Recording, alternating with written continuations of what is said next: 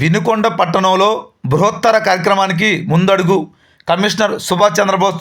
ఇక పూర్తి సమాచారం మేరకు పల్నాడు జిల్లా వినుకొండ నియోజకవర్గం వినుకొండ పురపాలక పరిధిలోకి వచ్చే మురికి నీటిని శుద్ధి చేసి ఆ నీటిని తిరిగి వినియోగించే బృహత్తర కార్యక్రమాన్ని ఎమ్మెల్యే జీవి ఆంజనేయులు ఆదేశాల మేరకు ముందడుగు పడిందని బుధవారం మధ్యాహ్నం 3 గంటల సమయంలో పట్టణంలో మున్సిపల్ కమిషనర్ సుభాష్ చంద్రబోస్ పేర్కొన్నారు. ఈ సందర్భంగా ఆయన మాట్లాడుతూ ఇలా శుద్ధి చేసిన నీటిని ఆక్వాకల్చర్, పశుగ్రాసం సాగుకు, భూగర్భ జలాల రీఛార్జులుగా వినియోగించుకోవచ్చు అన్నారు. దీనికోసం 2 ఎస్టీపీలను ఈ ఏడాది ఏప్రిల్ నాటికి పూర్తి చేయనున్నట్లుగా ఆయన తెలియజేయడం జరిగింది.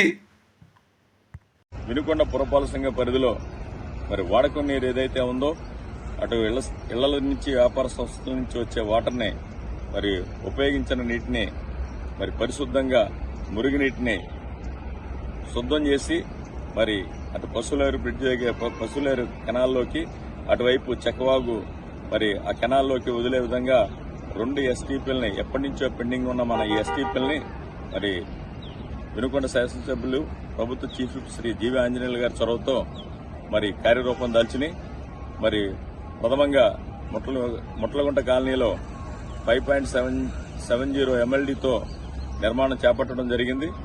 ఇది రేపు ఏప్రిల్ నాటికి పూర్తవుతుంది.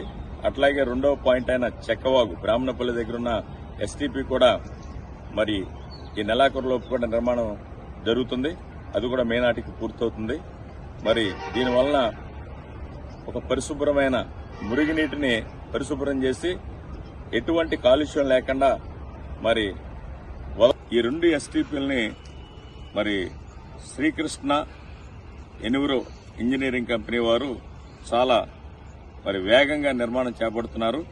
మరి వారికి మా ధన్యవాదాలు తెలియజేస్తున్నాం.